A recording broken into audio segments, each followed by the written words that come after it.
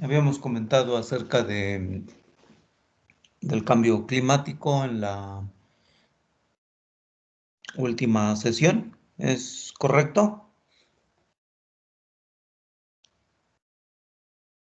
Sí, así es. Bueno, y finalmente para terminar esta unidad, entender que los ecosistemas forestales, además de proporcionar muchos servicios, lo han abordado en sus tareas, lo hemos comentado aquí cuando iniciamos esta unidad, pues también son generadores de empleo, de bienestar. Desafortunadamente, las comunidades forestales o donde existe una parte importante de los recursos forestales han quedado muy abandonados. Entonces, pero bueno, hay opciones, pues es importante, mal que bien se han conservado los recursos a como se puede, ¿sí? Y bueno, algunas de las opciones para generar empleo,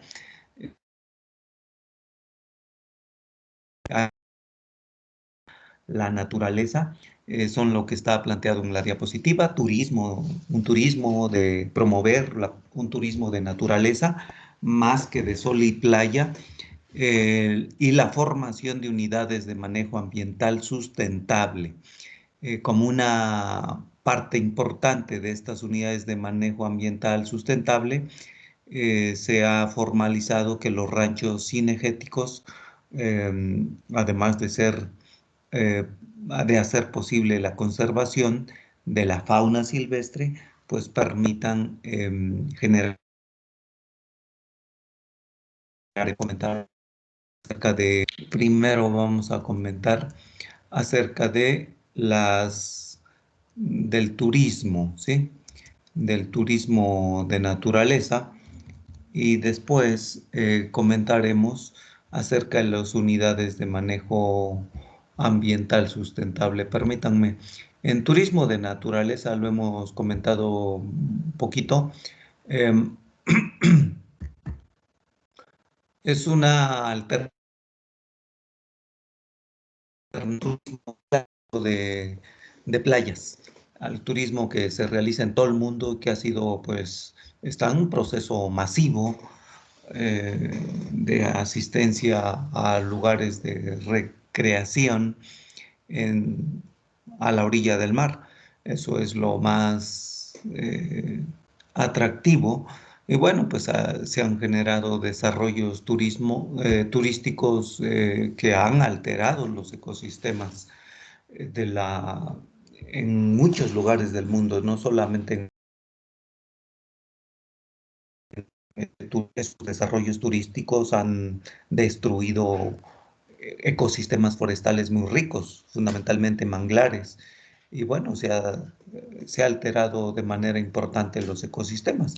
Es el turismo que en la actualidad en el mundo el- abunda más. ¿Sí? Hay toda una industria del turismo. En estos momentos, lo que es España, Francia, en parte Italia, Grecia, pero fundamentalmente España, Francia, que son dos países de atracción turística muy importantes, sobre todo del turismo europeo. Allá es tradicional que la gran mayoría de las familias hacen al menos un viaje al año, y pues se concentra mucha gente debido a la pandemia. El año pasado su economía, debido a al turismo, sus ingresos por turismo bajaron mucho, pero mucho, mucho. Entonces, ahora intentan recuperarse. Es toda se ha denominado así, industria del turismo, ¿sí? Y bueno, la intención es cambiar. No, les decía que ese tipo de desarrollos ha alterado los ecosistemas en todo el planeta. Es al revés, en lugar de ir a la playa, dormir, desvelarse, a consumir alcohol y algunos otros um, sustancias alucinantes, vamos a llamarles así, y bailar en la noche y desvelarse y dormir gran parte de la mañana y al siguiente día pues lo mismo y lo mismo y lo mismo. Normalmente el sur de Europa, España, Italia, Francia, sobre todo España, Italia, Grecia más bien, aunque Francia es importante, países de más alto ingreso que serían Alemania, Inglaterra y todos los países que están más al norte. Entonces, la intención ha sido cambiemos y por un turismo en donde se aprecie más la naturaleza, en donde se aplica el comentario que yo les hacía de que al hombre le falta naturaleza. Y en esa línea salió el turismo de la naturaleza, de naturaleza. Hay dos grandes líneas en turismo de naturaleza. La primera es un OE suave. Está definido. Échenle un vistazo a esta imagen, por favor, y ahorita comentamos un poquito más. ¿Sí?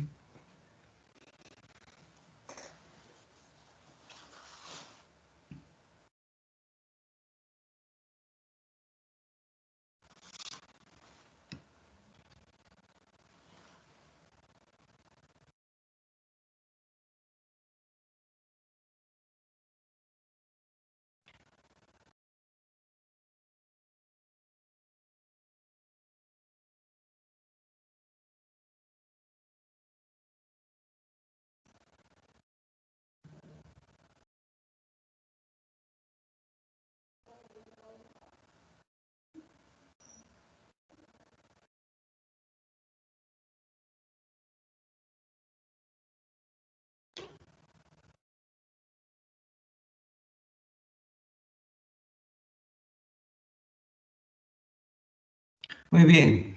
Como pueden notar, la línea, voy a comentar primero el ecoturismo suave, implica pues que se aprecia la naturaleza y la gente, esto ha cobrado mucha importancia, lleva más de 20 años, ¿sí? Desde el siglo pasado empieza, no ha logrado avanzar mucho, pero bueno, ecoturismo suave, ¿de qué trata?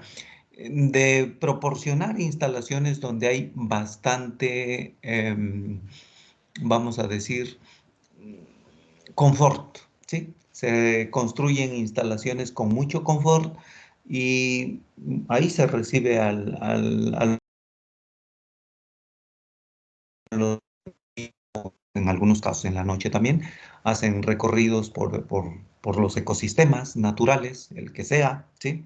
No necesariamente bosques, pueden ser matorral xerófilo, pueden ser manglares, pueden ser los ecosistemas naturales que haya, ¿sí? Ya vimos tipos de vegetación, entonces eso es importante porque la gente llega ahí, pues tiene agua caliente, tiene una cama confortable, en muchos lugares hay aguas termales, eh, hay condiciones bastante, comunicación sobre todo, comunicación o telecomunicaciones. Estamos hablando de todos los canales habidos y por haber de televisión, señal de internet, comunicación telefónica, etcétera, ¿sí? Entonces, y restaurantes donde comer, por supuesto, ¿sí? Entonces, ese turismo pues ha avanzado un poco, tal vez es insuficiente todavía, no a mucha gente le gusta ir a estar en contacto con la naturaleza, sobre todo la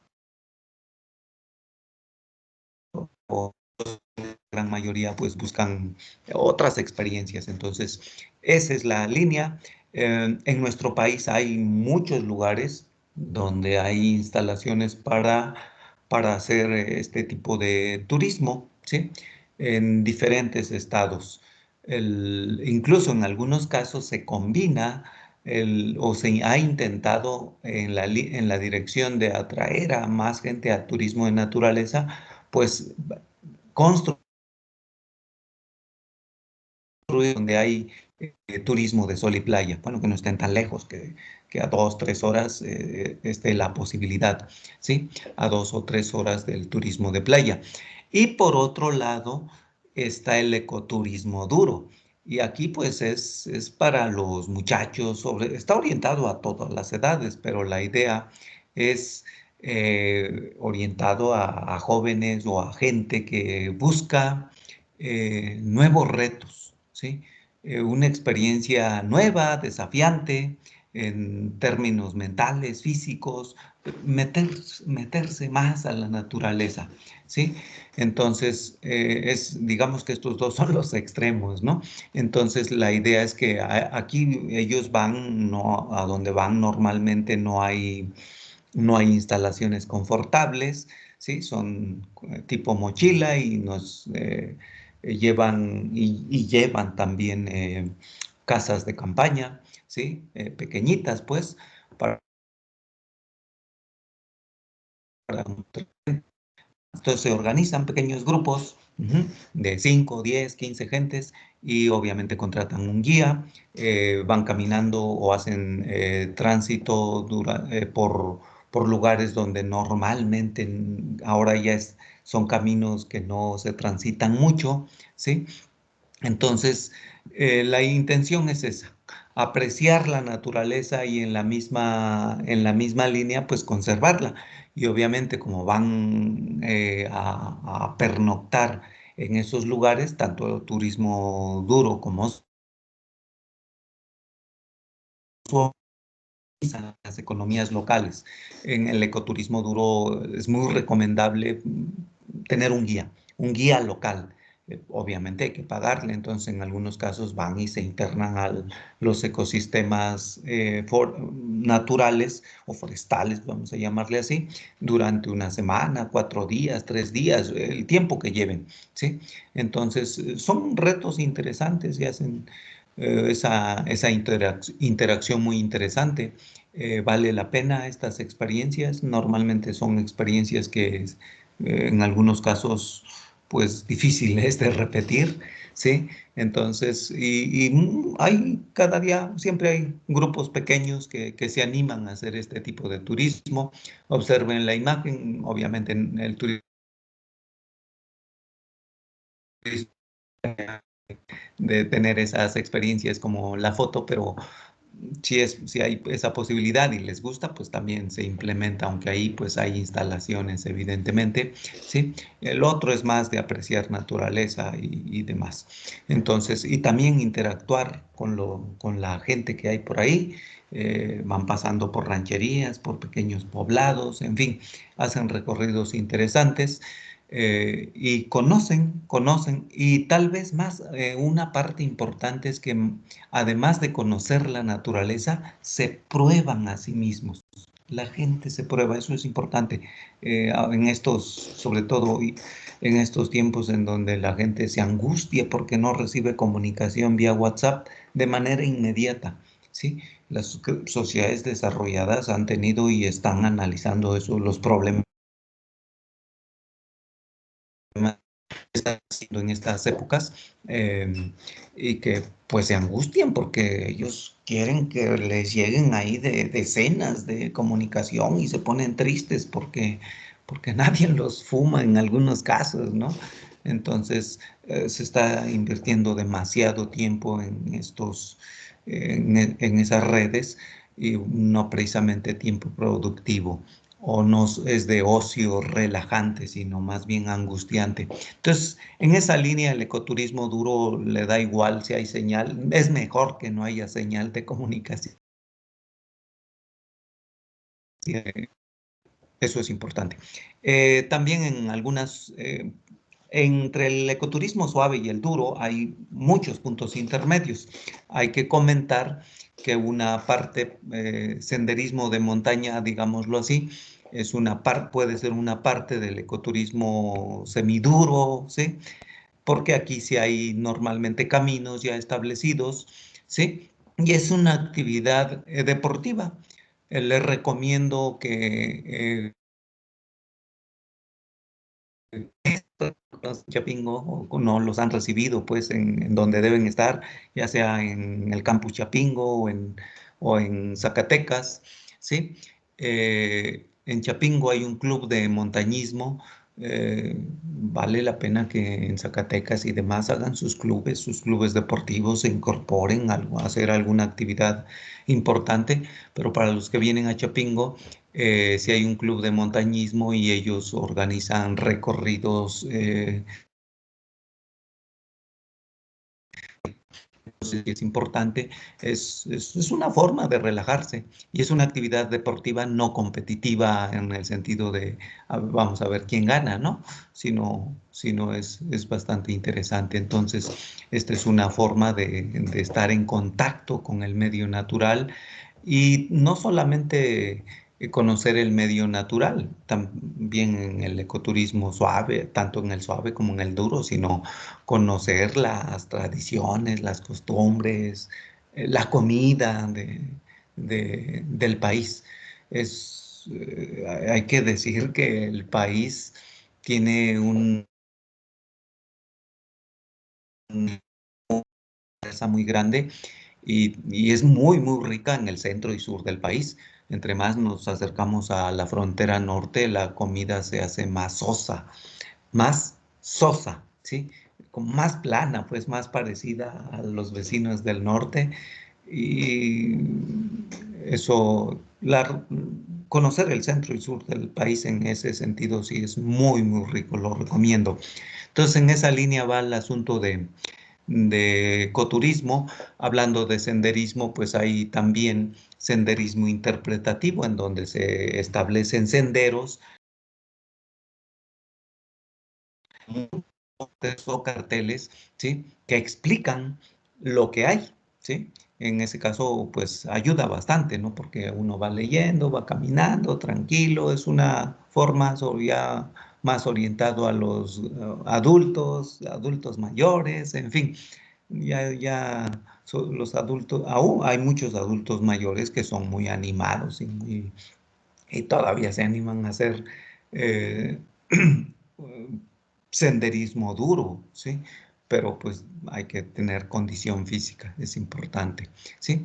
Entonces, en el senderismo interpretativo hay que entender que no solamente es una vereda que tiene pósters o letreros y puentes no, sino además pues la intención es meterse, incorporarse al ecosistema, ¿sí?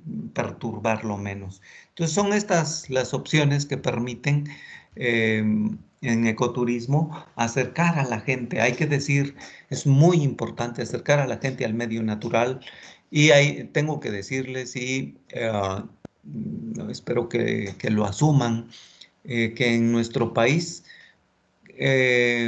hubo una época, yo creo en los últimos 20 años, en muchos o muchas de las comunidades se han construido instalaciones o desarrollado instalaciones para recibir gente que le guste apreciar la naturaleza. En algunos casos, en cabañas, y es relajante, es bonito, ¿sí? En algunos casos, pues 4 cabañas, 6 cabañas, 10 cabañas. Ha habido casos muy, muy exitosos en algunos lugares de Michoacán, Jalisco, pues realmente se ha hecho, sobre todo Michoacán, es un lugar muy diverso, instalaciones enormes que pueden instalar sin problema 500, 600 gentes simultáneamente, ¿sí? Con aguas termales y si les interesa servicio de comedor, pues también. Entonces, en ejidos forestales vale la pena conocerlas. ¿Sí?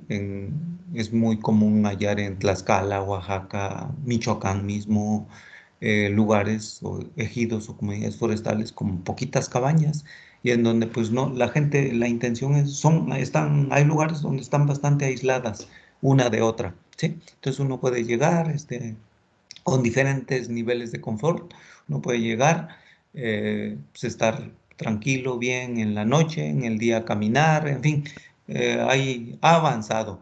Desafortunadamente no todo mundo lo aprecia. Que pues lo mejor es donde hay bulla. Y desafortunadamente, precisamente por hacer bulla en estos momentos, uno de los estados que había bajado mucho el contagio por COVID está repuntando debido a esto, al turismo, no al ecoturismo, sino al turismo masivo de sol y playa, y es Quintana Roo. Es lamentable, pero es el de los estados que están ahora en que considerarlo. Preguntas, jóvenes. Preguntas sobre ecoturismo. Solamente para finiquitar esta parte, decir que uno aprecia más el país en la medida en que conoce otros países. Cuando empieza a conocer otros países y los recorre, eh, entiende que México es muy bonito y bastante divertido. Es importante. Bien, en otra línea, dado que no preguntan, decíamos, está la parte de las unidades de manejo ambiental sustentable. Vamos a pasar una definición de las unidades de manejo ambiental sustentable. El nombre completo es Unidades de Manejo Ambiental para la Conservación de la Vida Silvestre. ¿Sí? Y bueno, la intención es conservar la biodiversidad, ¿sí? O la vida silvestre, a la vez, en otras palabras, que sea sustentable, ¿sí? Obtener beneficios de ello. Hay dos líneas. La primera es, o dos categorías, aprovechamiento extractivo. Y la segunda es un aprovechamiento no extractivo, ¿sí? Entonces, en el aprovechamiento extractivo lo que se hace es ir a la naturaleza y extraer, ¿sí? Un bien ordenada y no excesiva. Un aprovechamiento, pues, como es, podemos ir a traer orquídeas, hongos, tierra de monte, musgo, heno, ¿sí? Em, otras especies de ornato, pues. Se puede hacer cacería deportiva también, ¿sí? Se pueden extraer materiales locales para construcción, ¿sí? O para artesanía, etcétera. O para colectas inclusive. Esa es la línea extractiva. Vamos y obtenemos. No, de hecho, las unidades de manejo ambiental hacen un programa de manejo y está regulado por la Secretaría de Recursos Naturales de México, ¿sí? Entonces, eso es importante. Y desde el punto de vista no extractivo, se puede hacer lo que ya comentamos, ecoturismo, se puede hacer investigación, yendo ahí a esos lugares y ahí hacer la investigación. Algo importantísimo, de la mayor importancia, educación ambiental. Llevar a los niños, llevar a los jóvenes y, ¿por qué no, a los adultos? Los adultos están más silvestres en ocasiones y habrá que educarlos, ¿sí? Educarlos desde el punto de vista de que hay que conservar el ambiente, ¿sí? Y ahora está cobrando mucha importancia este, este concepto. Bueno, también podemos ir a realizar cine, video, ¿sí? Cortometrajes, pues, o videos cortitos, muy cortitos, fotografía, pintar, si queremos escribir, escribir, si simplemente con nuestros amigos, pues lo hacemos, ¿sí? Entonces, pasar en contacto con la naturaleza en esas unidades. Entonces, básicamente para eso sirve. En muchos lugares hay unidades de manejo ambiental en el país, incluido Chapingo. Chapingo tiene una unidad de manejo ambiental. Observen, vamos a comentar el objetivo de las unidades de manejo ambiental y como un caso de Chipingo. Como pueden notar, el objetivo de una unidad de manejo ambiental para la conservación de la vida silvestre es conservar el hábitat de las poblaciones y ejemplares de las especies silvestres, flora y fauna, ¿sí? Y los objetivos específicos abarcan todo: restauración, protección, mantenimiento, reproducción, recuperación. ¿Qué es esto de reintroducción? En muchos lugares se extinguieron algunas especies. Por ejemplo, el venado es un ejemplo muy claro. Entonces, ¿qué se está haciendo ahora? Sobre todo en esas comunidades donde ofrecen servicios de cabañas, pues reintroducir esos ejemplares, ¿sí?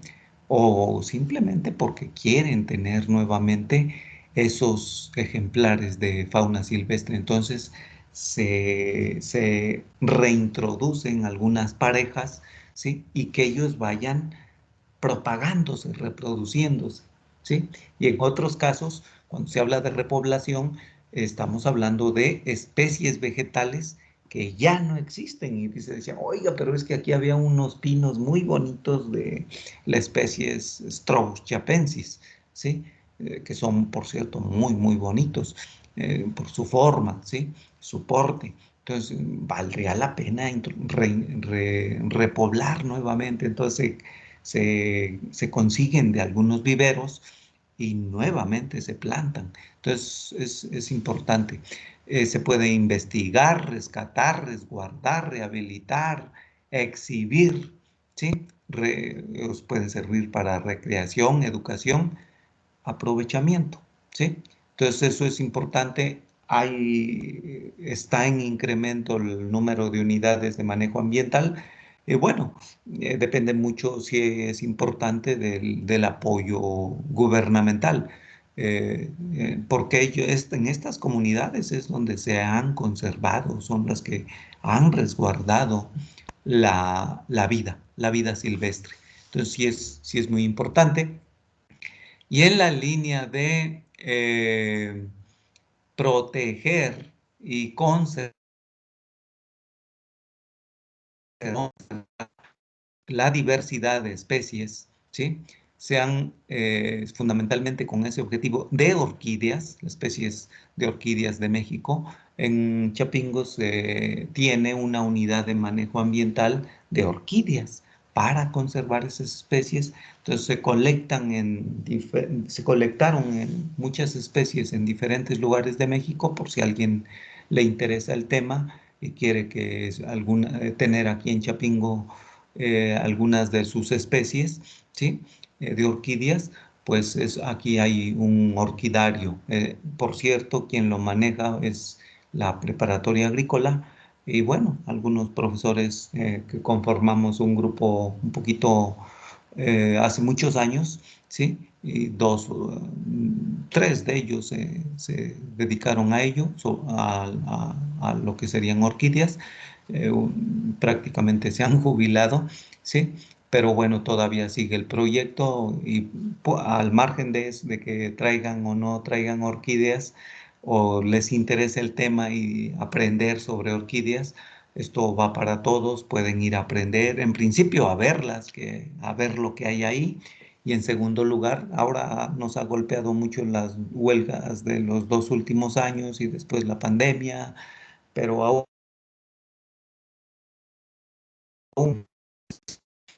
con todas las limitantes se les dio atención. Y bueno, pues les recomiendo que lo visiten. Está enfrente de la cancha de fútbol rápido en el edificio de preparatoria agrícola para aquellos. Les recomiendo que lo visiten. Como una parte específica de las unidades de manejo ambiental sustentable, tenemos los ranchos cinegéticos. ¿Y qué es un rancho cinegético? Pues es un predio de decenas o centenas o miles de hectáreas, ¿sí? En el cual se maneja y se conserva la fauna silvestre. Sí, eso es muy, muy importante. Entonces, pero una parte de esa fauna, de manera racional, se puede cazar, ¿sí? Es cacería deportiva y se puede cazar en determinadas épocas y con determinada intensidad. Hay normas, hay reglas, ¿sí? Entonces se les vende ahí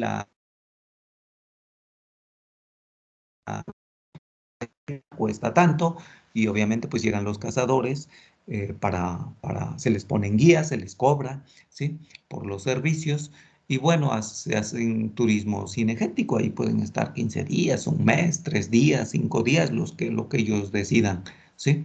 Y bueno, es una forma también en la cual se ha conservado mejor la vida silvestre, la vida o la fauna silvestre en los lugares donde no existen estas formas, simplemente la gente va y caza y le vale, ¿no? Entonces se han extinguido las especies. Por eso ahora la preocupación de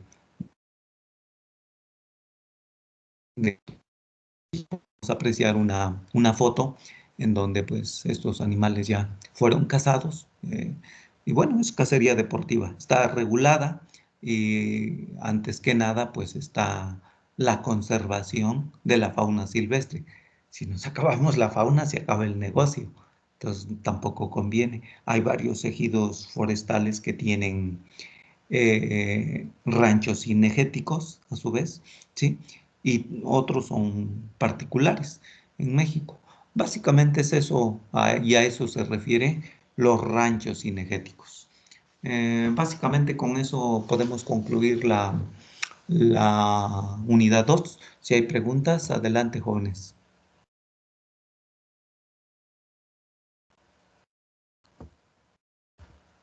¿Están por ahí?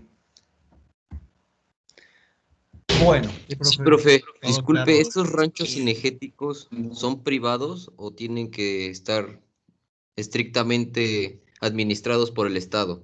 no, no, no, no, no. Ninguno está administrado por el Estado, ninguno. Son regulados por el Estado, ¿sí? O sea, no es que a usted se le ocurra hacer su rancho cinegético, tiene ahí 50 hectáreas, y ya hace su rancho y ya usted echa a andar su negocio al margen de todos, no. En la parte forestal, todo, incluso cortar un árbol ahí en su casa, lo pueden sancionar por ello, ¿sí? Está regulado por el Estado, es un bien nacional. Hay muchos gandayas que se han apropiado de recursos forestales públicos, como lo fue uno de los exgobernadores porque está detenido, ya no recuerdo en qué país, y todavía no lo extraditan. Cuando fue gobernador, él hizo el traspaso, vamos a decirlo, y vendió terreno. O sea, que fue un desastre a sus amigos y prestanombres. No, todo está regulado de tal manera que los ranchos cinegéticos, aunque sean de propiedad privada, deben tener permiso de la Secretaría de Recursos Naturales, ¿sí? No son propiedad del gobierno federal, son propiedad del señor, pero con ciertas normas. Esos son en la vida, en la propiedad privada, pero también hay ranchos cinegéticos que son propiedad ejidal o comunal. Y lo mismo, están regulados por el gobierno federal y en este caso por la Secretaría de Manejo de Recursos Naturales. ¿Sí? La Semarnat. ¿Sí está claro? Sí, profe, gracias. Ok. ¿Está Mario por ahí? ¿El maestro Mario? No está. Ok, les vamos a pasar a la unidad 3. Antes de empezar, les voy a pedir, por favor, me quedé pensando de cómo podemos hacer alguna actividad para los que pueden y que están por aquí cerca. Les voy a pedir a los muchachos que sean de más o menos, no más, unos 30 a 35 kilómetros a la redonda de Texcoco, que podrían venir, que alcen la mano, al menos para tener una idea si hay, qué tantos son y ver cómo les podemos hacer algo de práctica, al menos una práctica, que vengan. 4, nada más 4. Uy, 5, pues ya no hay más.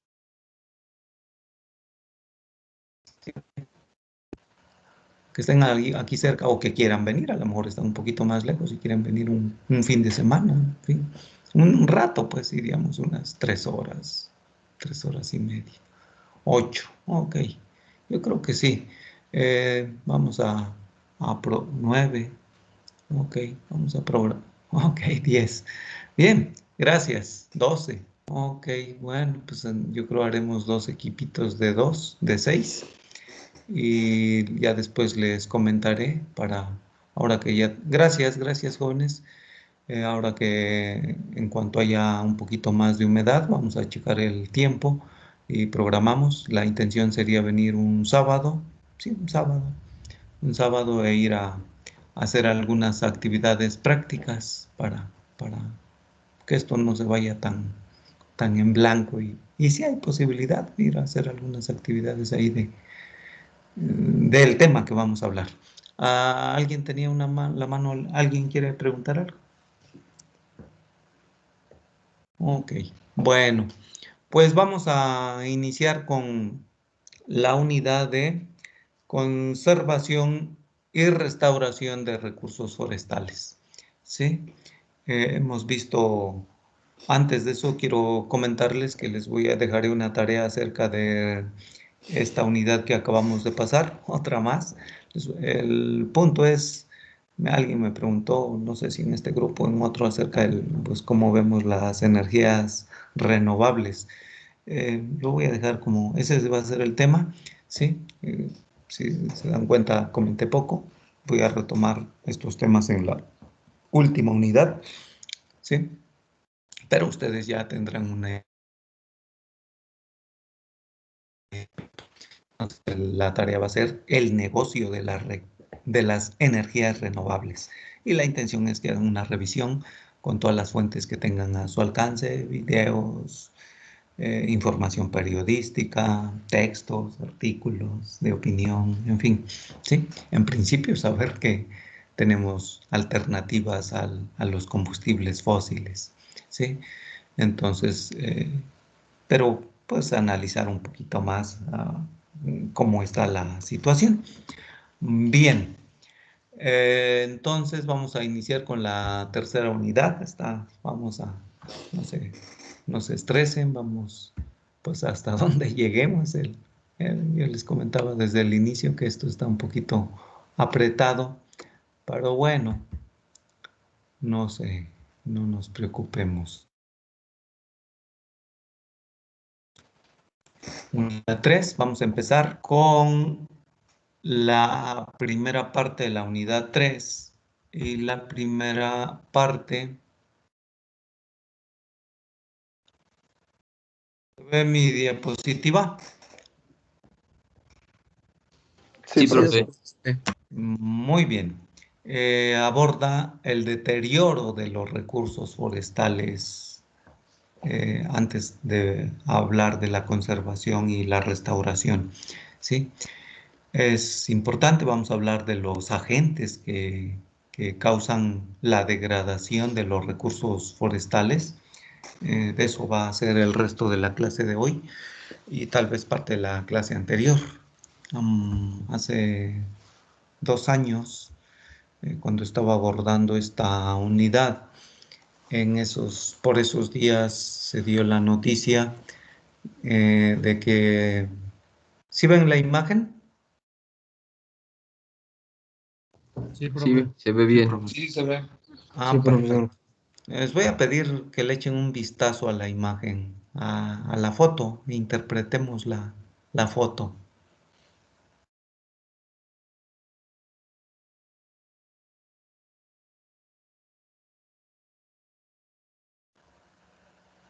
¿Qué vemos? Fue cuando lograron proyectar la imagen de un agujero negro, ¿no?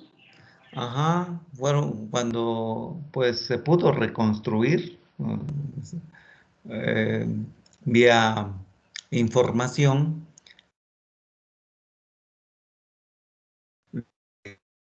pero negro. Fue un esfuerzo en el que participaron muchísimos científicos del mundo, de diferentes áreas del conocimiento, un equipo muy, muy grande, ¿sí? Y bueno, fue un bonito alcance, e interesante además, ¿sí? No, eso no había sido posible. Bueno, fue emocionante, de tal manera que fue noticia. Y la mujer que está ahí, Katy Bowman, fue la que estuvo coordinando a una parte importante de ese equipo. Cuando hablo de muchos científicos, estamos hablando de más de 200, de los cuales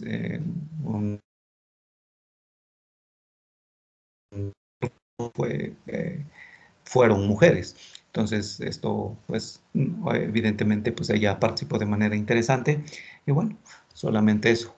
Jóvenes, si las jóvenes varones, si las mujeres son capaces de detectar en los confines del universo un hoyo negro, no se les ocurra querer esconderse de una mujer, su novia, su amiga, su mamá, porque de que los encuentra, los encuentra. Así que eh, mejor decir la verdad. ¿Sale? Para efecto. Bien. Una vez hecho el comentario inicial, vamos a comentar sobre los agentes de destrucción de los recursos forestales. Hay muchos, pero podemos englobarlos en estos 4 grandes agentes. El primero, cambiar el uso del suelo, o en otras palabras, quitar la vegetación para lo que sea. La vegetación o transformar los ecosistemas como se quería hacer. De hecho, se hizo en gran medida y se ha hecho durante muchos años, ¿sí? Eh, y en los últimos años, para los que viven por aquí cerca, pues en el, el bueno, cambio de uso del suelo, incendios forestales, plagas y enfermedades forestales y sobrepastoreo. Vamos a empezar con cambio de uso del suelo. Sí, después vemos las causas. Aquí está. Cambio de uso del suelo en México. Échenle un vistazo a esa diapositiva, por favor. Lo que nos dice es un periodo de estudio luego quién lo hizo, la superficie que se deforestó en miles de hectáreas por año, lo que concluyó el estudio en cuestión.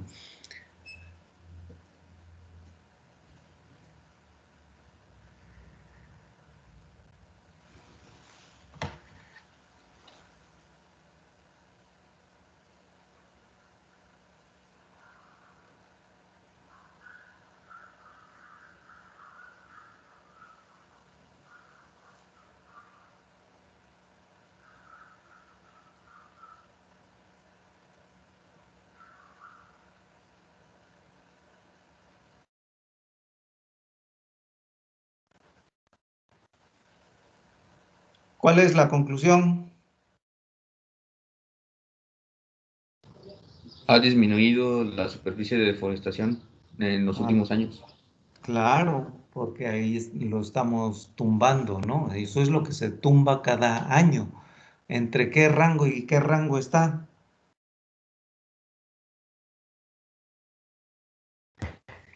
Del año 2000 al 2010. No, De 1976 a 2010. deforestación.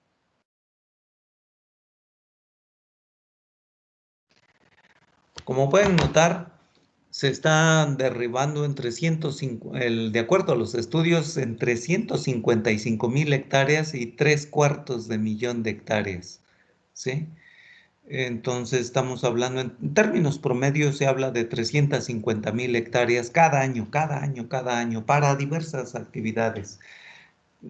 ¿Por qué se tumba el bosque? Pues para hacer agricultura, cultivos básicos, frutales. ¿Por qué más se tumba el bosque? Para establecer potreros, para hacer ganadería. En agricultura, ¿qué es lo último? ¿Por qué está tumbando el bosque en los últimos años? Sobre todo Michoacán, Jalisco. ¿Para establecer qué cultivos? Aguacate. Aguacate. ¿Y qué más? Fundamentalmente ¿Y aguacate. Perdón, otra vez. arándanos? Aguacate es como un cultivo muy rentable y últimamente para establecer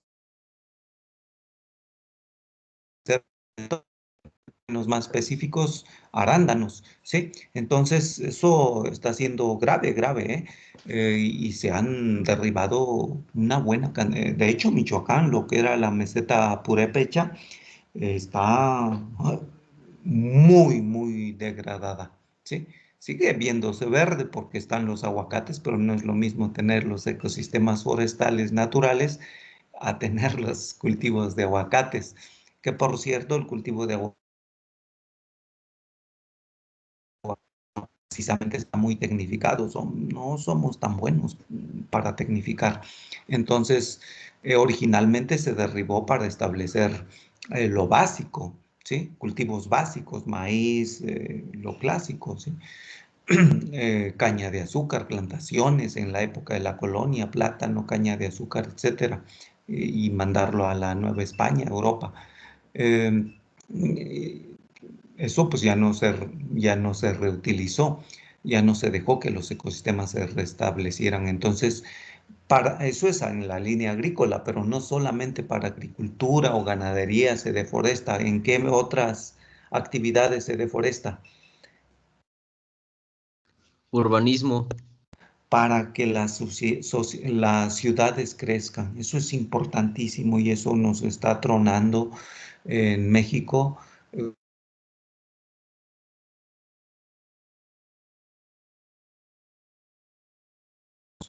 Uy, se quitó la imagen. No, profe, nada más sí se le traba. Ah, Ya no, se ya se quitó. quitó. Se le ha estado trabando un poco durante la clase. Avísenme. En cuanto no haya imagen, díganme, por favor. Sí, por favor, es importante. Sí. Entonces, ¿ya está otra vez? ¿O todavía no? Sí, profe. Sí, ya se ve. Ok. La Ciudad de México ha sido, transformada de manera muy fuerte, pero no es la única. Para aquellos que conocen Guadalajara, Guadalajara ha crecido a expensas pues, de los ecosistemas naturales que están ahí. Jalapa, Veracruz, Oaxaca, Morelia, sí. Es drástico el cambio que ha tenido Guadalajara, Jalapa, Oaxaca.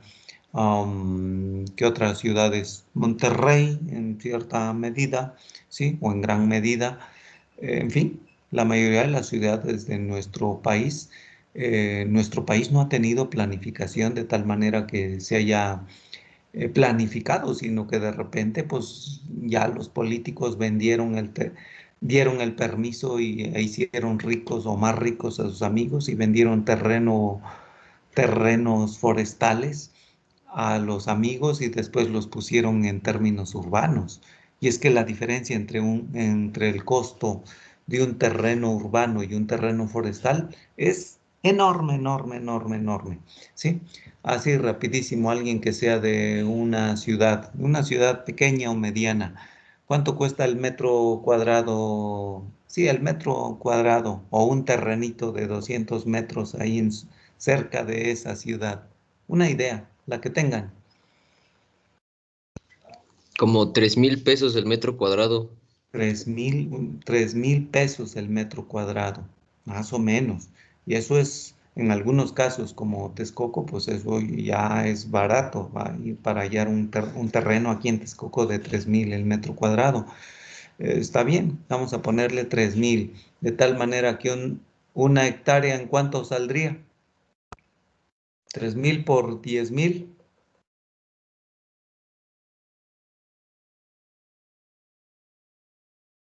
10 por 3, 30, ¿sí? 30, Y 6 ceros, los 30 1000 millones. de los 3,000 y los 1000 de las hectáreas, 30 millones de pesos. Una hectárea, ¿sí? Una hectárea. Y en términos vamos a ponerle precios de un terreno forestal, 1 hectárea de terreno forestal, ¿cuánto vale? Pues cualquier evaluador no nos la va a evaluar más de 15,000 pesos, ¿sí? Evidentemente, ahí no se puede desarrollar actividad urbana. De hecho, hay muchas normas, dependiendo de donde estén, pero de acuerdo a la ley, hay ahora en muchas de las ciudades, acuérdense del concepto del agua, del ciclo del agua. Son áreas destinadas a recargas de los acuíferos, porque hay que proporcionar agua a esos habitantes.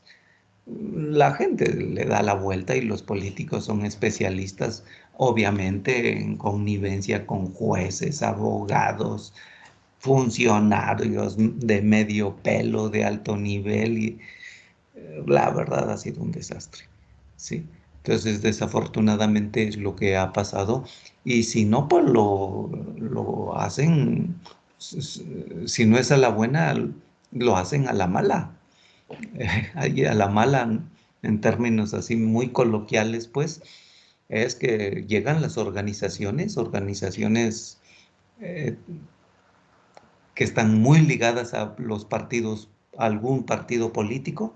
Los del PRI fueron especialistas, hay que decirlo así, porque es cierto, y en invadir terrenos y quedarse con ellos, y no precisamente porque tengan mucha gente que los necesita.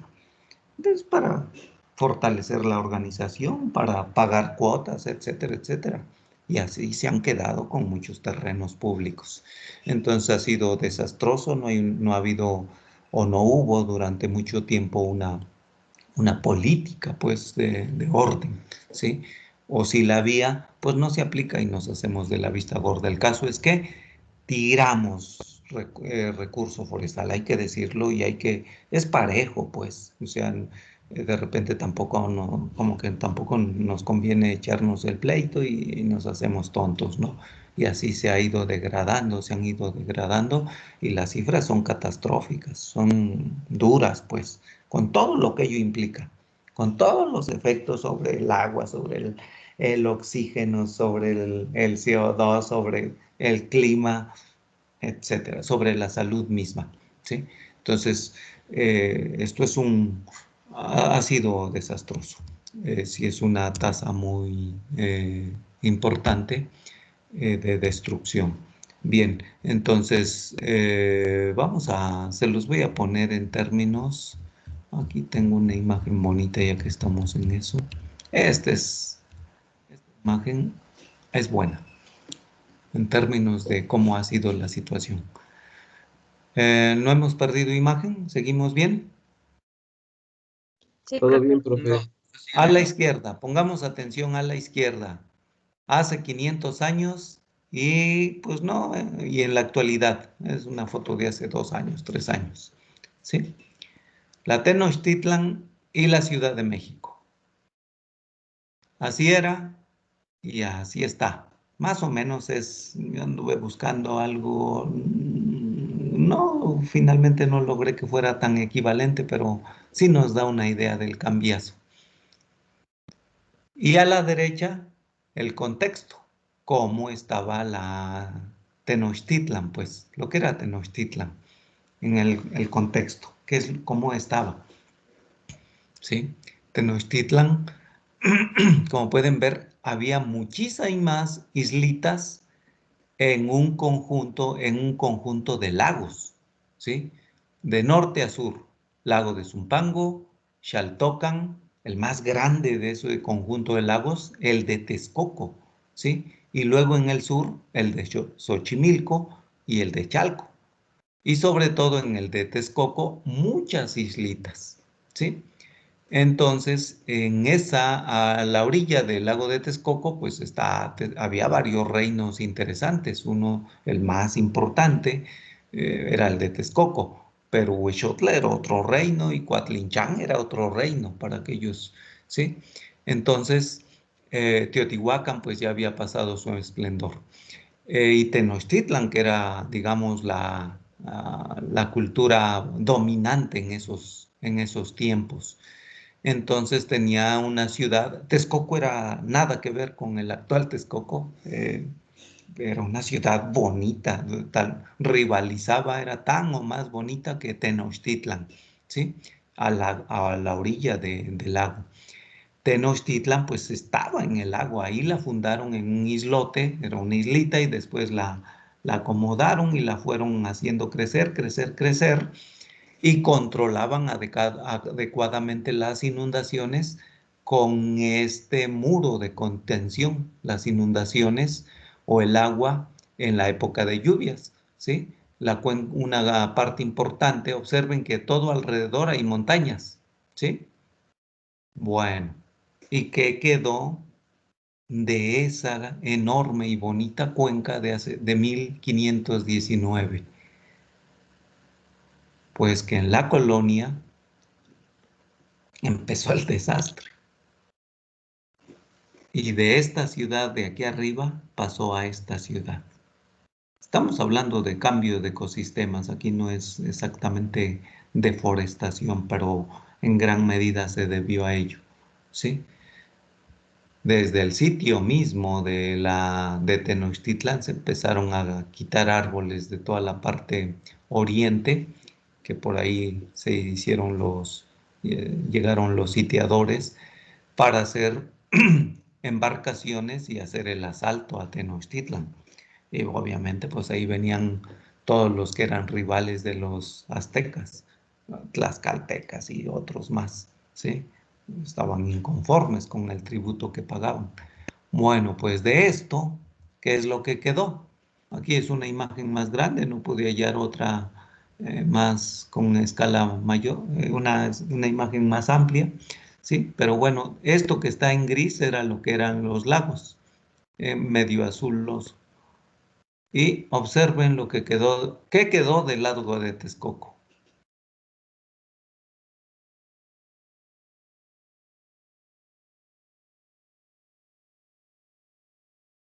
¿Qué quedó del lago de Texcoco? El puro recuerdo. No, quedó este pedacito. ¿Ven este rectangulito? Sí, profesor. Ese es lo Sí, que ahí se ahora nota. lo que ahora se denomina lago Nabor Carrillo. El resto es sedimento, ¿sí? Se fue rellenando, rellenando, rellenando. Ahorita en época de lluvias, pues eso está inundado, ¿sí? Es un terreno fangoso, era un lago finalmente, ¿no? O sea, está inundado con medio metro, un metro, etcétera, ¿sí? Era ya está difícil restaurarlo y quedó ese. Y en el sur, pues queda un poquito del lago de Xochimilco, esta parte, ¿sí? Y algunas zonas inundables temporalmente allá en Chalco. Y en el norte de los lagos de Zumpango y Xaltocan, solamente quedó esta parte.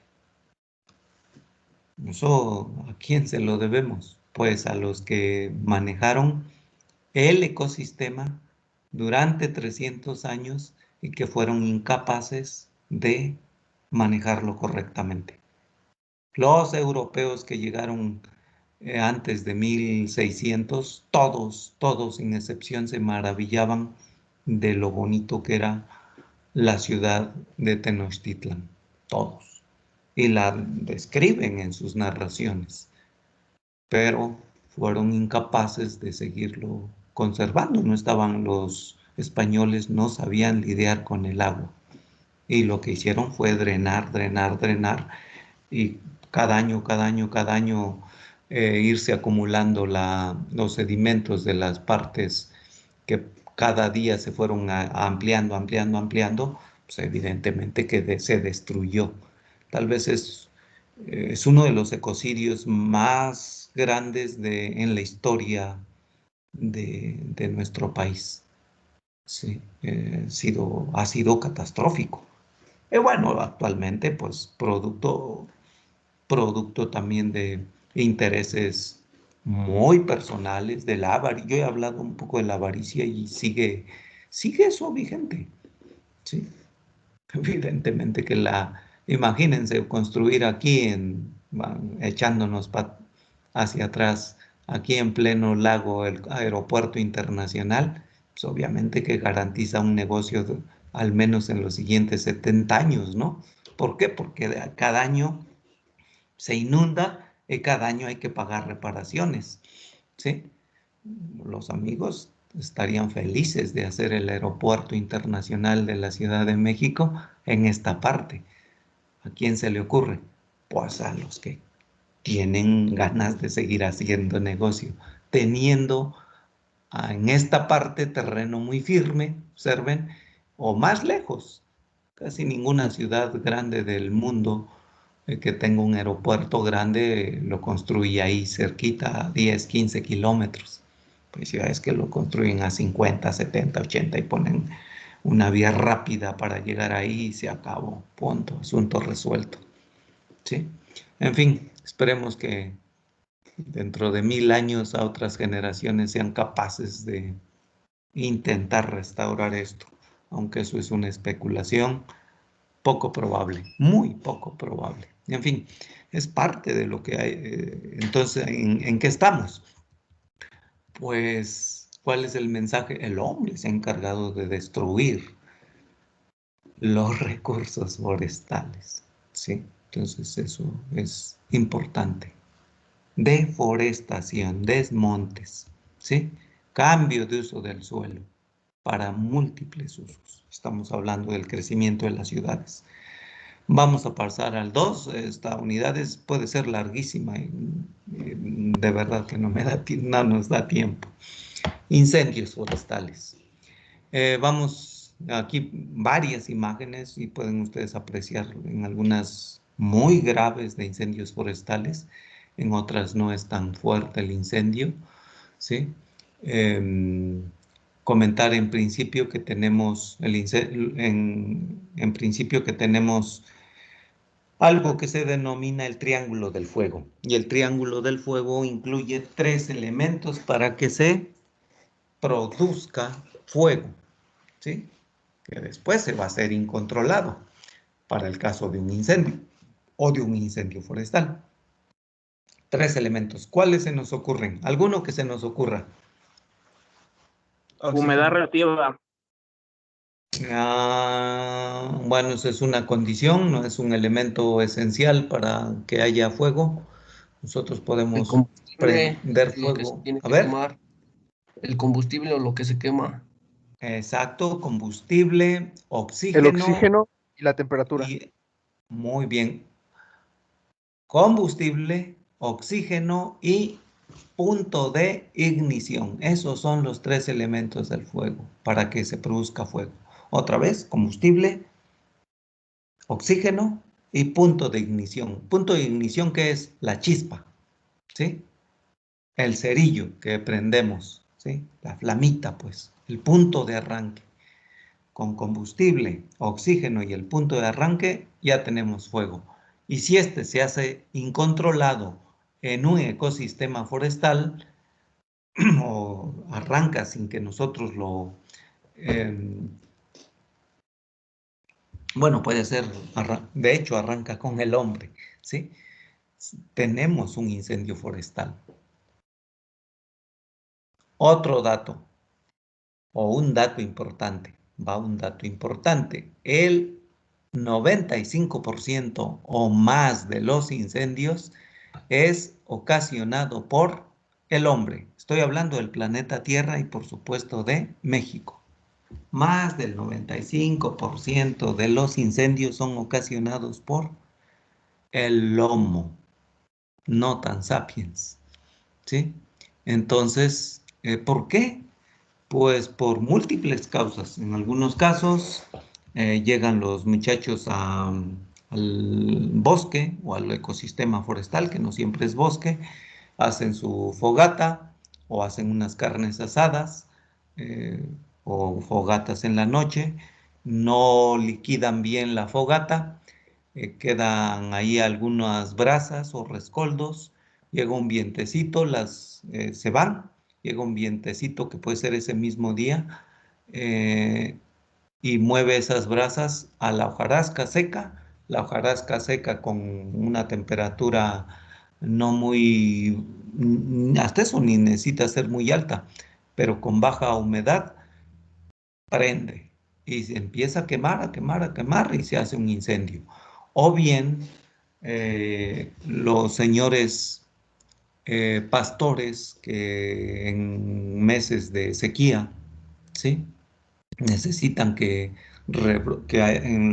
los cuales el pasto de los bosques o de zonas cercanas a los bosques, eh, el pasto está muy seco, lo que hacen ellos para que rebrote en las primeras lluvias y rebrote fuerte, pues es quemar ese pasto y ellos mismos le echan fuego, ¿sí? Le prenden fuego y se escapa y se va al bosque o ahí mismo en el bosque y lo quema, se hace el incendio.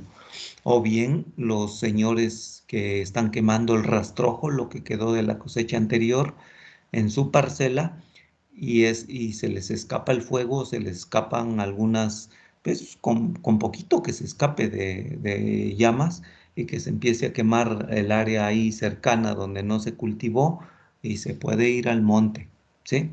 Igual. O bien aquellos que están limpiando las carreteras en nuestro país se limpian cada año y una forma más rápida es meterle fuego a los lados de la carretera, se limpian, ¿sí? Entonces le meten fuego y se va al bosque. Hay más causas, ¿sí? Fundamentalmente las de causas naturales, que pueden ser por rayos, son un porcentaje pequeño, ¿sí? Pequeño, pequeño. Y normalmente la época en la cual abundan los incendios forestales, pues son las épocas de baja humedad, donde no hay lluvia, baja humedad del ambiente, altas temperaturas. Estamos hablando desde febrero hasta mayo, junio en nuestro país. ¿Sí? Hay que decir que se presentan incendios casi todo el año, pero en la época en donde son más altos la incidencia, pues es en esa época, ¿sí? Aquí este dato es importantísimo. Sí, les recomiendo que se la aprendan esta gráfica, va a venir en el examen. Más o menos en verde está el número de incendios cada año. En promedio, ¿cuántos serían?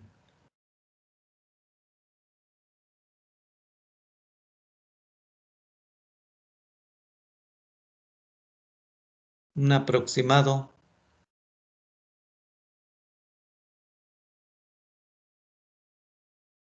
500, 600. Número de incendio. La escala es Son en como verde. 6 a 7, más o menos, 6 a 7, ¿qué? promedio de incendios anuales. Incendios.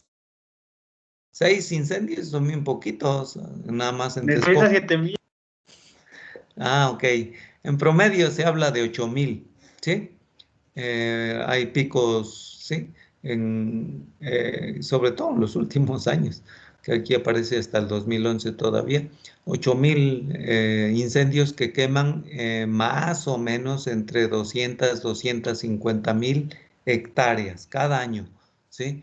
Entonces, es importante y bueno, eso pues, sí afecta mucho a nuestros bosques y es un agente muy importante de degradación, de alteración de los recursos forestales de nuestro país. Hay 3 tipos de incendios, es importante. No está en la diapositiva, de hecho no hice diapositiva. Eh, a propósito, los incendios superficiales, cuyo ejemplo notorio es este. Observen, se está quemando el estrato bajo, ¿sí? La hojarasca, poco descompuesta, las herbáceas y los arbustos.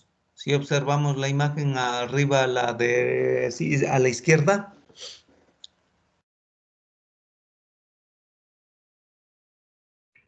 Sí, profe. Sí, ok. profesor. En la parte inferior a la izquierda, la más izquierda, ¿sí? tenemos otro incendio muy diferente al anterior. Ahí, ¿qué es lo que se está quemando? Las copas de los árboles. Pues todo, ¿sí? Está quemando todo el árbol, los árboles completos y también abajo, ¿sí? Pero cuando ya tenemos cuando no solamente se quema la parte inferior, sino están quemando las copas de los árboles, ¿sí? El incendio se denomina así, incendio de copa o incendio aéreo, ¿sí? De copa es el nombre más común, ¿sí? Incendio de copa. Es mucho más grave, es más espectacular, es muy intenso, es muy difícil de controlar. Observen aquí y observen acá. Acá la foto está tomada muy, muy de lejos, precisamente por lo difícil de la situación, y ahí se están quemando árboles completos.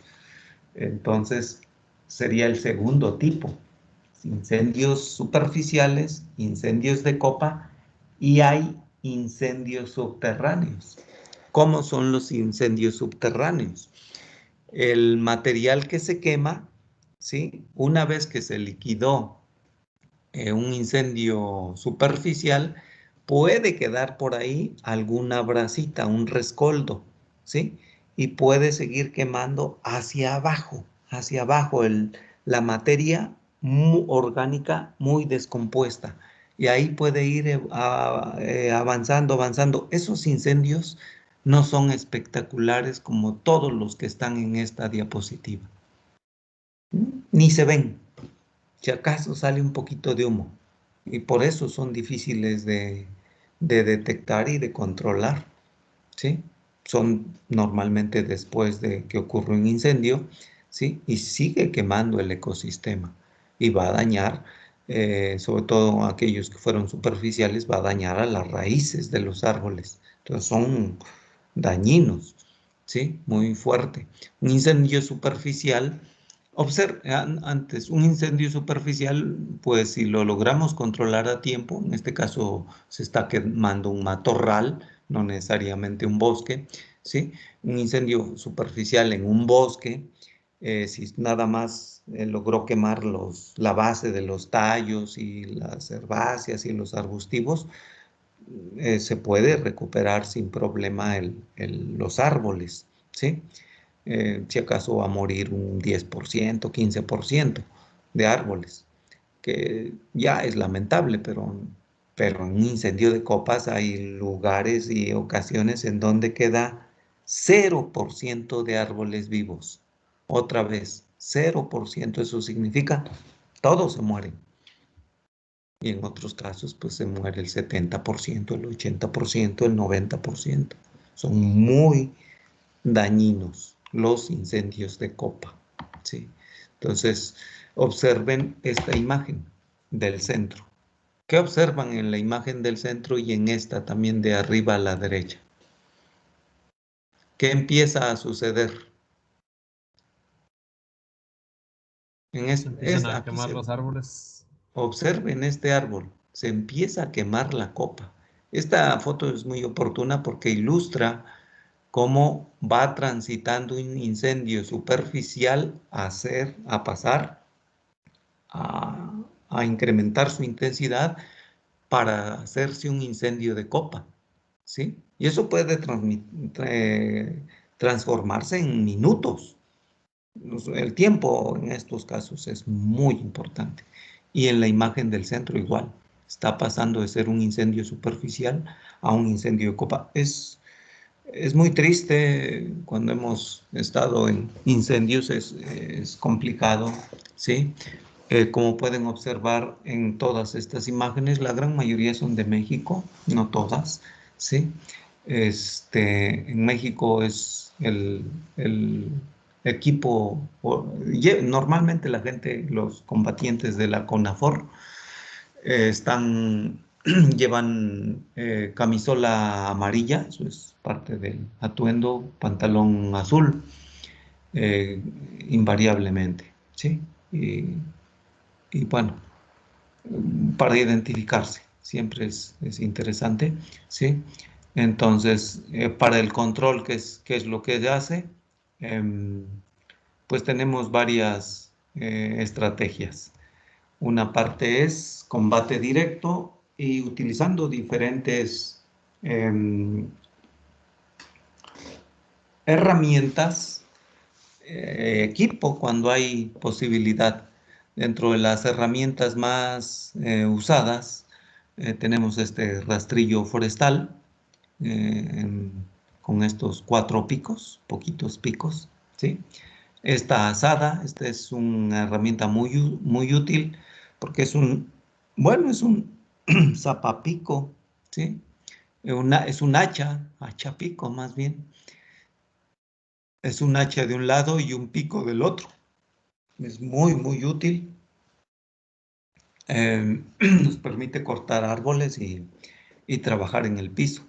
Este rastrillo MacLeod es una herramienta muy buena por el rastrillo de un lado y el azadón, pero con filo del otro lado, importante.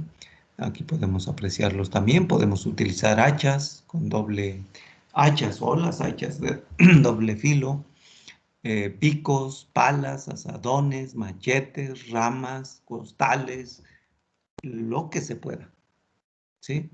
Y observen que aquí tenemos en esto que se ve de color amarillo, una mochila muy liviana, ¿sí? De un material sintético para llevar agua, ¿sí? Entonces esto es importante. Normalmente los combatientes traen mochilas, sobre todo una vez que van liquidando. ¿Cuáles son las estrategias más básicas para controlar el fuego? Pues en principio delimitar cómo está el fuego, delimitar bien cómo viene el avance, el frente del fuego, ¿sí? Y definir una estrategia. Entonces la estrategia es aislar el área de incendio y evitar que avance hacia otras áreas forestales, ¿sí? Entonces, la forma en la que se intenta evitar que pase es establecer o construir una guardarraya o una brecha cortafuego. Brecha cortafuego. Y una brecha cortafuego es una brecha de 3 metros de ancho, ¿sí? Y 0 en esos 3 metros de ancho no debe haber nada, absolutamente nada de vegetación, de material orgánico, ¿sí? Ya sea vegetación, hojas, materia orgánica, pues muy descompuesta, poco descompuesta, nada. En ocasiones pues, está difícil, pero observen aquí el terreno, ¿sí? Pero es lo primero que se hace, limpiar, ¿sí? Con lo que tengamos al alcance, azadones, palas, lo que sea, ¿sí? Entonces, de tal manera que cuando llegue aquí el fuego ya no siga quemando. En ocasiones vienen, sobre todo en los incendios de copa, esa brecha requiere de tumbar árboles completos, ¿sí? A toda velocidad, porque el incendio es muy grande y ahí pues ya se hacen brechas más grandes. Entonces sí es importante esa estrategia. Los incendios empiezan como superficiales. Eso hay que entenderlo bien, por eso es importante atenderlos a tiempos lo más pronto posible y liquidarlos cuando son de poca intensidad, de baja intensidad.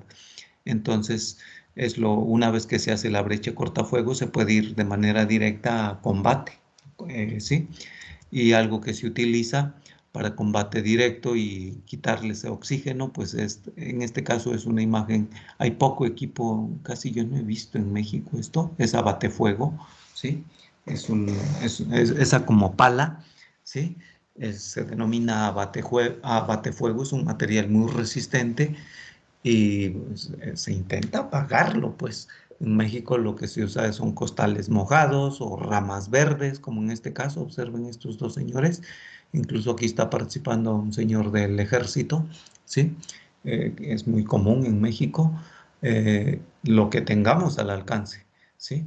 Básicamente es lo que, y una vez que más o menos lo estamos controlando, pues ya vamos con las mochilas y a apagar, apagar, apagar. Con agua, pues las mochilas con agua. Y si tenemos acceso suficiente agua, esta imagen lo se nota, trajeron agua con una cisterna grande, y de ahí se traen la manguera y llegan al fuego. Obviamente, para eso pues hay acceso a esas áreas, a esas áreas forestales. Sí, en nuestro país la gran mayoría de las áreas no tienen muy a fuerza, son brechas con mucha pendiente, pues está difícil, ¿sí? Entonces, el usar agua es muy común. Cuando tenemos incendios es muy común para liquidarlos. Una vez que ya más o menos los controlamos, con combate directo, pues vamos a aplicarles agua. Pero hay incendios demasiado grandes que pues eso no les hace nada. Y entonces si no les hace nada eso con la mochila, pues todos los incendios de copa, lo que se hace es la Semarnat tiene helicóptero cisterna, ¿sí? Entonces trae un helicóptero cisterna que carga agua en las presas o en los lagos del país, el que tenga más cerca, y llega y empieza a echar viajes de agua hasta, hasta donde más sea posible, hasta que se controle, ¿sí? Entonces eso es muy, muy importante. Otra forma de controlar los incendios es cuando las posibilidades lo permiten. Recordemos que uno de los elementos del fuego es el combustible. Entonces lo que se hace es eliminar ese elemento. ¿Qué es lo que creen que está haciendo? ¿Qué creemos que está haciendo este señor? Eh, el incendio no está aquí, ¿eh? El incendio no está aquí. El incendio viene del lado derecho. Del lado derecho. No se ve el incendio en este caso, en esta imagen a la derecha. ¿Sí? ¿Qué está haciendo el señor? Me imagino que está echando algo para que ya no se propague el Él incendio. está poniendo fuego. Observen este equipo, esta parte, observen que trae una flama. ¿Ya lo vieron? Sí, sí se alcanza a ver. Y hay combustible en ese recipiente. Es este, miren. Nada más que en ese pues ¿sí? En esta parte, en este recipiente hay combustible. Es como un encendedor de cigarros, nada más que este es encendedor de fuego. ¿Sí? Se denomina en el ámbito forestal antorcha, ¿sí? Entonces lo que viene haciendo este señor es quemando, se hace la guardarraya, aquí no se nota muy bien, y del lado hacia donde viene el fuego se quema. Entonces, la estrategia es esa. Cuando hay que quemar esa área, se decide eso como parte de la estrategia, y hay que sacrificar un área del recurso forestal de tal manera que el incendio, cuando llegue a donde está el área quemada, ya no tiene combustible y ahí se va a acabar. Y en ocasiones, pues no hay de otra más que nosotros mismos quemamos. A eso se le denomina contrafuego. Contrafuego. ¿Sí? El fuego se combate con fuego. En México no está muy extendida esta práctica, pero sí se hace, muy poco, pero se hace como una estrategia de control de incendios forestales. ¿Sí? Entonces eso es muy, muy común, son de los métodos que se utilizan para controlar el fuego, y también como algo que ayuda es, observen todas estas que parecen bombas, esto es en Estados Unidos, ¿sí? Son imágenes de allá, pero sí es importante que lo sepan. Lo que se hace son retardantes o retardadores de fuego, ¿sí? Son sustancias químicas que se lanzan sobre el área que se está quemando. Todavía no se quema, pero se va a quemar, ¿sí? Y de tal manera que cuando el incendio llega ahí, en lugar de ¡pum!, quemarse, me ha tocado observar que un árbol se lo consume un incendio forestal en menos de un minuto. Es impresionante y es muy, muy triste.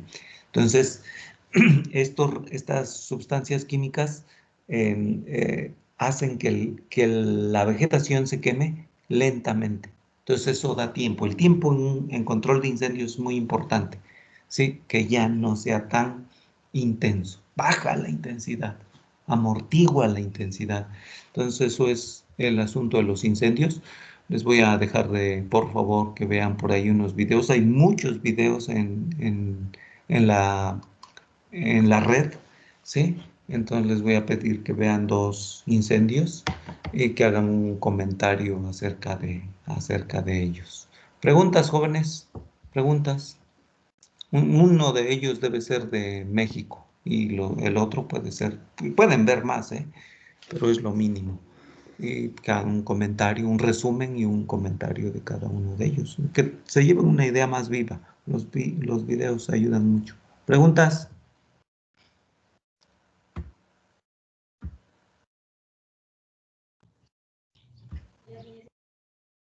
¿Qué les comieron la lengua a Profe, los ratones? Sí, si puede asignar lo que dejó de tarea en Teams, sí, porfa. sí. Este, bueno, todavía tenemos otros 2, 3 minutos. Para que tengan una idea cómo está la dinámica, las brigadas contra incendios de nuestro país, de la CONAFOR, hoy pueden estar controlando un incendio vamos a pensar en que arranca un incendio en Oaxaca. Entonces, en Oaxaca, hay en la Sierra del Sur, que son más comunes que en la Sierra Norte. No sé por qué, sí sé por qué, pero bueno, lo voy a comentar. Este, entonces,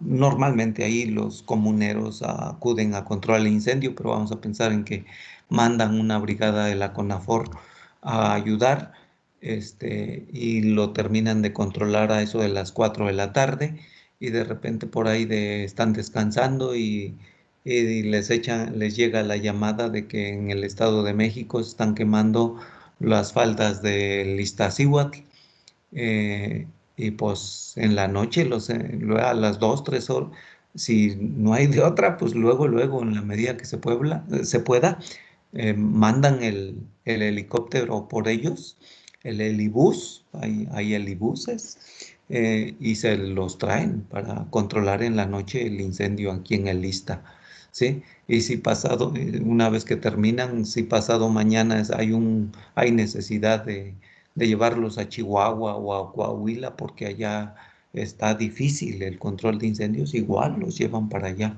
Entonces, hay un convenio internacional también, no solamente a nivel nacional, sino a nivel internacional, de control de incendios, de ayudarse entre los países.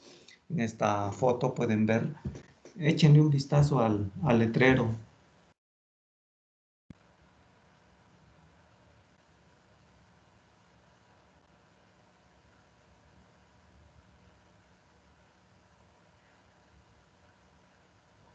¿Lo leyeron? Sí. Sí. Bueno, es una brigada, un equipo, ¿no? De CONAFOR, que fue creo que fue en el 17, 16, 2017, a ayudar a controlar un incendio muy grande en Alberta, Canadá. Y bueno, pues sí, van a países así como pueden venir de otros países.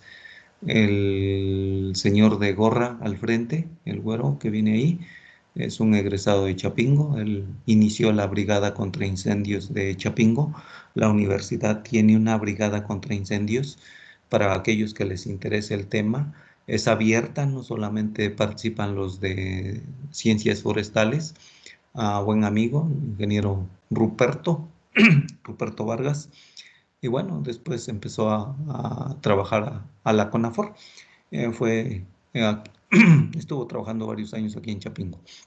En fin, les dan capacitación, los entrenan, les hacen acondicionamiento físico, en fin, es una actividad interesante. Eh, Básicamente es eso, por hoy. ¿Preguntas? De mi Yo parte, no. tengo una pregunta, profesor, pero es sobre la práctica. Ok, primero la pregunta, alguien preguntaba, ahorita comentamos de la práctica. Su compañero preguntaba algo, no sé. Sí, yo quería preguntar, ¿dónde se inscribe uno a la brigada? Puede usted ir ahí en su dirección de investigación o en la académica de DICIFO. De DICIFO. Ajá, de la División de Ciencias Forestales.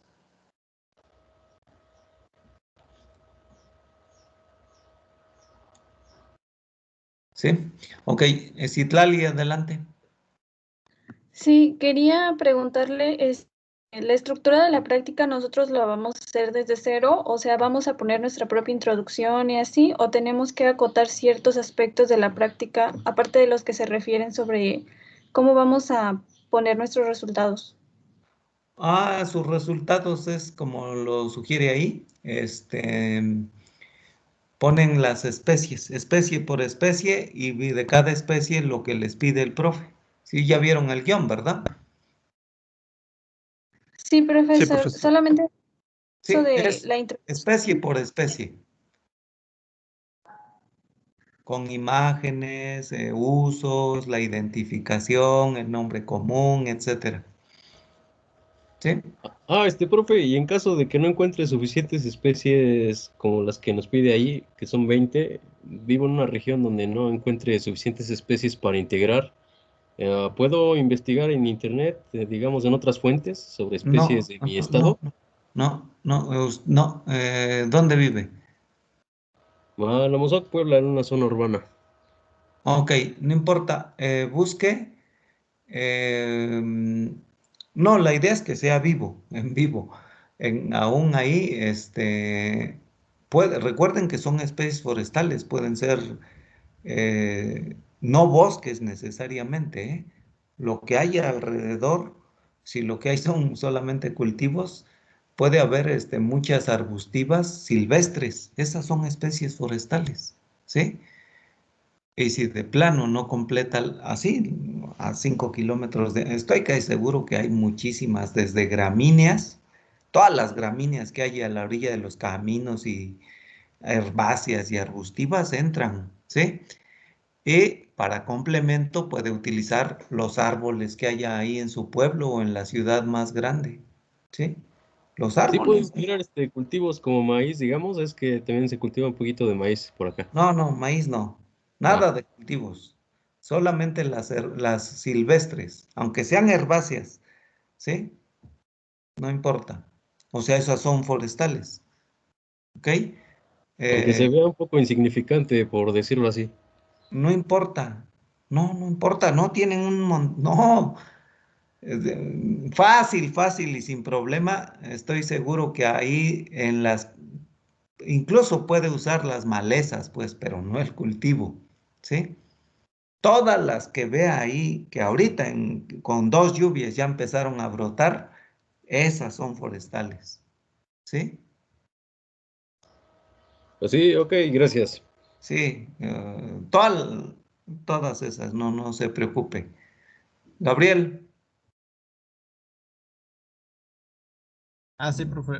Por ejemplo, en las partes de introducción, metodología u objetivos, ¿vamos a poner los que vienen en la práctica? ¿O sí, tenemos que hacer nosotros, tenemos que no, redactarlos nosotros? no, pueden poner los que ya vienen en la práctica. Ajá. Para Freddy, incluso si le cuesta, pues échese una vuelta a Puebla y vaya ahí a un parque de los de Puebla y hay un montón de árboles, ¿sí? Puebla no está, Amozoc no está muy lejos de Puebla. Ahí vaya en cualquier parque más de 20 árboles, de que se eche una paseada. ¿Está claro? Sí. Ok, muy bien. ¿Alguien más? Profe, ¿se pueden meter frutales? No. Bueno, gracias, profe. Sí. Sí, sí, sí. ¿Más preguntas? Bueno, no sé, otra vez, ¿no? Lo que se valen son ornamentales, ¿sí? Ornamentales. El profe Mario lo definió así, y está bien, en su criterio estamos de acuerdo en eso. Que pasa que en ese aspecto conocen menos y queremos que al menos una vez en su vida le echen un vistazo a otras cosas que le pasan desapercibidas. Muy bien. Buenos días, jóvenes, y que estén bien. Gracias, profe. Gracias. Que tenga buen día. Gracias, profe. Gracias. Hasta luego. Gracias, profe. Hasta luego. Excelente. Hasta luego, Hasta buen día. luego, hasta Hasta luego, luego, profe. hasta luego, Nos vemos, profe. hasta luego. Hasta luego, profe. Hasta luego, seguimos pendientes.